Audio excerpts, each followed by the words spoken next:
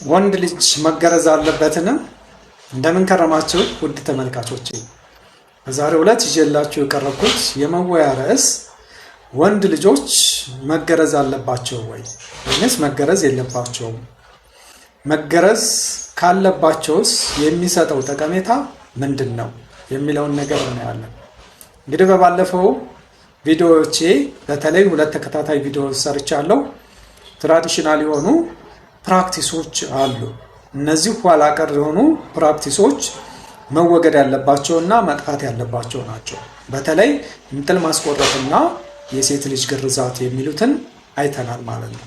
ከዚህም በተጨማሪ ሌሎች መጥፋት ያለባቸው ትራዲሽናል ፕራክቲሶች አሉ። ለምሳሌ ያክል ድድ ማስቧጠጥ፣ ዋገንት የምንላቸው እነዚህ አላስፈላጊ የሆኑ ኋላ ቀር ፕራክቲሶች መቅረት አለባቸው። ይሄኛው የወንድ ልጅ ግርዛት ግን በሕክምናም ሪከመንድ ይደረጋል። ወንድ ልጅ ቢገረዝ ለጤንነቱ የሚሰጣቸው ጥቅሞች አሉ። እነዚህ ጥቅሞች ምንድን ናቸው የሚሉትን ዋና ዋናዎቹን እናያለን ማለት ነው። የመጀመሪያው የሚሰጠው ጥቅም እንግዲህ የሽንት ቱቦ ኢንፌክሽን ወይም ዩሪናሪ ትራክት ኢንፌክሽን የምንለውን ይከላከልለታል። ምክንያቱም ይሄ ቆዳው የወንድ ልጅ ብልትን የሚሸፍነው ወይም ግላንስ የምንለውን የሚሸፍነው ቆዳ ለኢንፌክሽን የመጋለጥ እድሉ ከፍ ያለ ነው።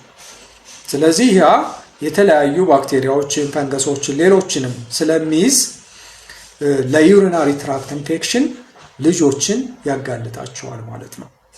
ከዛ በተጨማሪ እንግዲህ የሚሰጠው ጠቀሜታ ሴክሹዋል ትራንስሚት ዲዚዝ የምንላቸው አሉ። እነዚህ ኤስቲአይ የምንላቸውን የመከላከል እድሉ ከፍ ያለ ነው። ለምሳሌ ያክል ሂውማን ፓፒሎማ ቫይረስ የምንለው አለ። ይሄ ቫይረስ ሴቶች ላይ የማህፀን በር ካንሰር የሚያስከትል የቫይረስ ዝርያ ነው። ስለዚህ ወንድ ልጅ በሚገረዝበት ሰዓት በዚህ ቫይረስ የመጠቃት እድሉ ዝቅ ይላል። ስለዚህ ለትዳር አጋሩም ሆነ ሌላ ለሴክሹዋል ጓደኛው ይሄን ቫይረስ የማስተላለፍ እድሉ ዝቅተኛ ነው የሚሆነው ማለት ነው። ሌላኛው እንግዲህ ከዚሁ ጋር ተያይዞ የምናየው ምንድነው?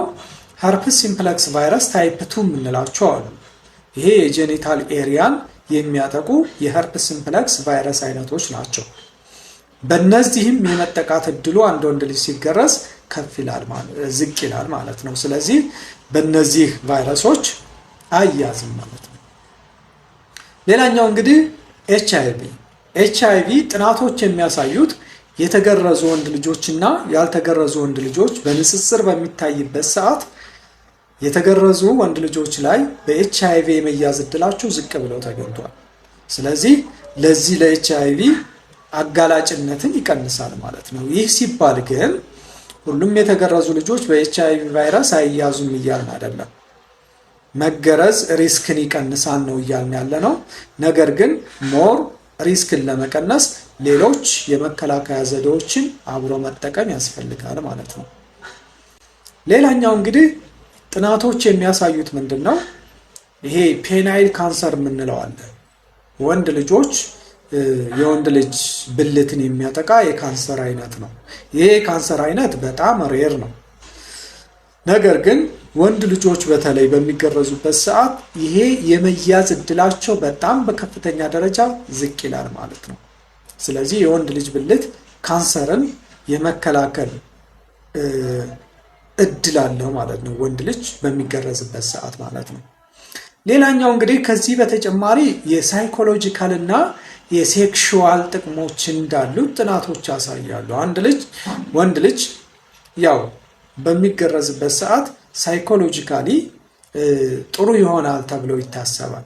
ምክንያቱም ብዙ ወንዶች ያው ስለሚገረዙ እሱ ሳይገረዝ ግንኙነት በሚያደርግበት ሰዓት የሚሰማው የሳይኮሎጂካል ዝቅተኝነት ይኖራል። ምክንያቱም ወንድ ልጅ ያው መገረዝ ስላለበት ማለት ነው።